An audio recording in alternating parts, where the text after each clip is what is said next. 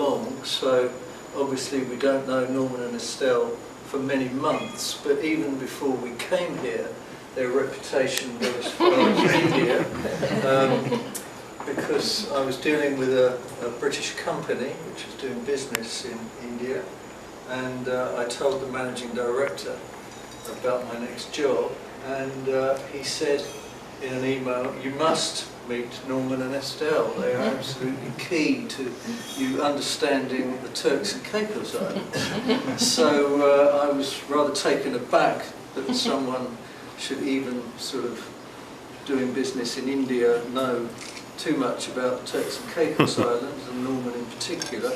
But we were able to connect. I got hold of Norman at Heathrow Airport when he was flying out here, and he gave me some very good tips. One I particularly remember was do try and encourage your wife to come here and stay with you. Stay with you in a marital sense. Spend a good bit of time. And Jill was able to speak to Estelle and get some advice, a lot of very good advice from her. And after we arrived, they welcomed us very warmly. And the other personal story I would tell, which doesn't perhaps give any sense of Norman's job, but it gives a sense of my potential for getting grumpy. Well, not grumpy, but the risk of getting grumpy. I came back from London. I was explaining to one of Norman's brothers earlier, I had to go over to London just after I got here for a conference. I got back on one of those awful overnight flights, or arrived in the evening, and it was windy, rather like tonight, and somehow the shutters upstairs had become disconnected, and spending 8 hours when you're jet lagged with shutters wasn't the sort of greatest welcome to welcome back to Waterloo. And I spoke to various people in the office the next morning, and they sort of indicated that something might happen. But someone said, really, the best thing to do is to speak to Norman. So he really does have extraordinary power, because I got through to him on the phone and said, "Norman, I'm really sorry to bother you. I know this is not really your problem at all, but your team perhaps could very kindly ensure I sort of do get a night's sleep tonight." And even as I was on the phone to him, his team had arrived and were actually fixing the shutters. So he must have psychic power.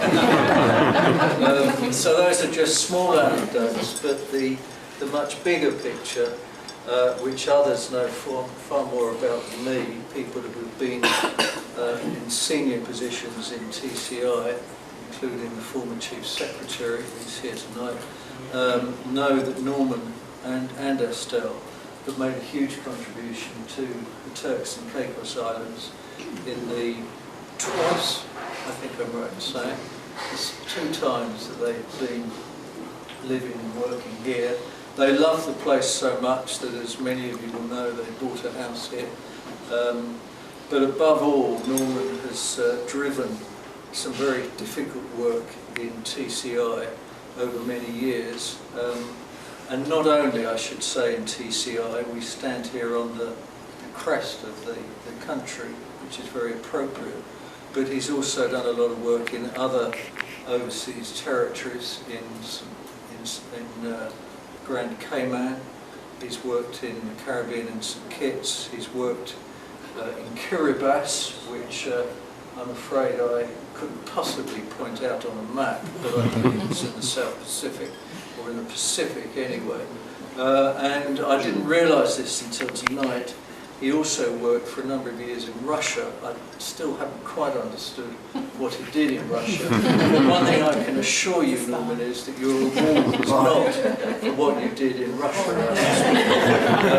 It is very much for what you've done for this country, for developing the infrastructure of TCI. The infrastructure of this country is crucial to its success. Without smooth running infrastructure, the American tourists who are so crucial simply wouldn't come.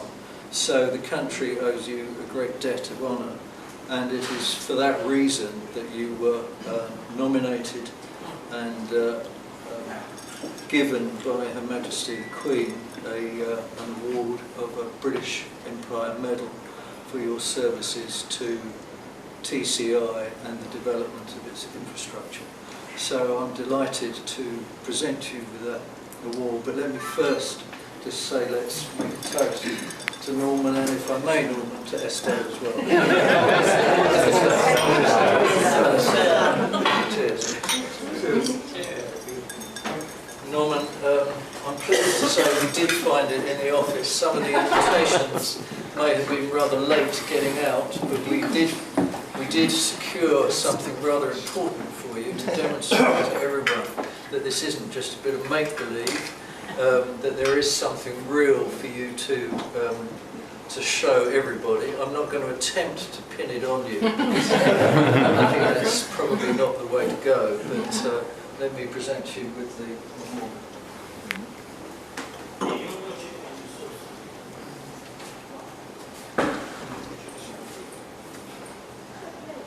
It's got the right name on it too. That's the right person. It's the British Empire Medal, and I'm delighted on behalf of Her Majesty the Queen to present it to you.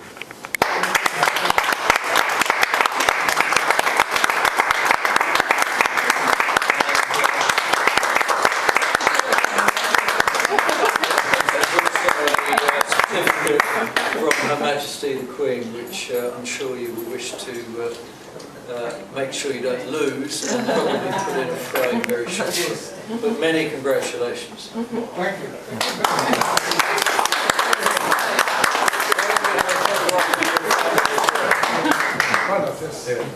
Well, up to you.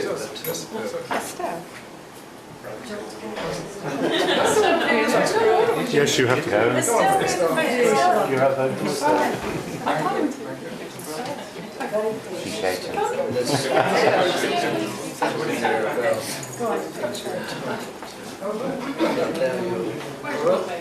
I think you should. To be honest, I really don't like standing up in front of people at all. I was trying to spare you that. You know, I think I ought to really, to be fair, and you know, to be honest, I don't like.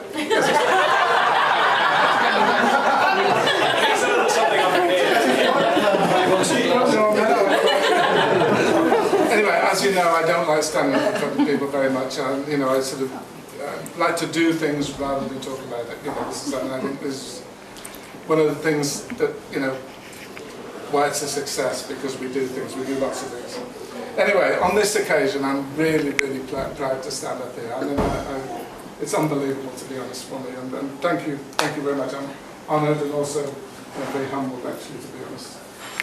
But I don't really think it's all about me, to be honest, because, you know, we have to thank so many others. You know, I can point around the room to almost everybody, and all of those people helped to achieve this. You know, and we're still achieving this thing in a difficult time in terms of things. It's still a difficult time, and I think we're all still achieving this.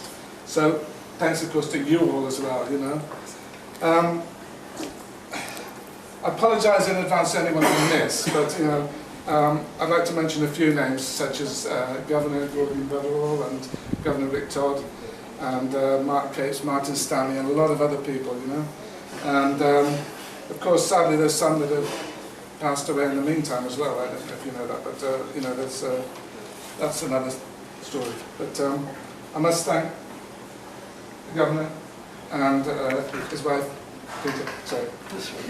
His Excellency the Governor, I was going to say, and Mrs. Beckingham. You know, you've had a busy day. You've had a busy day today, and thank you for hosting this today on a busy day. You know, and it's lovely to be in the house. It's just beautiful here. Everybody thinks it's beautiful, I think, rather than in the garden, which is absolutely beautiful.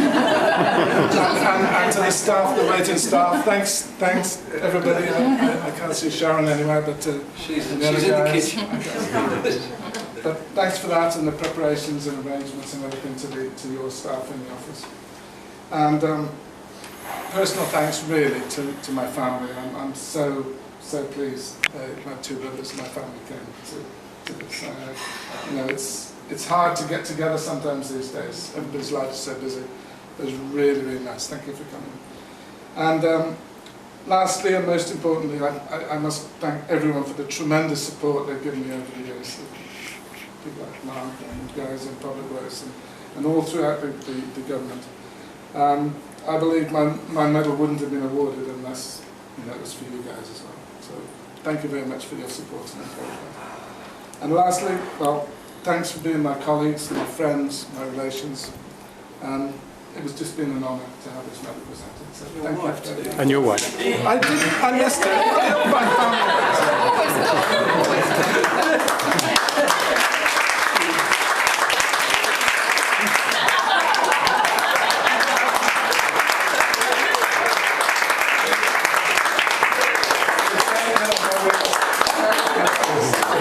I've been sweating all day. Honestly. And a drink. That's very good. So sorry, my darling. That's all right.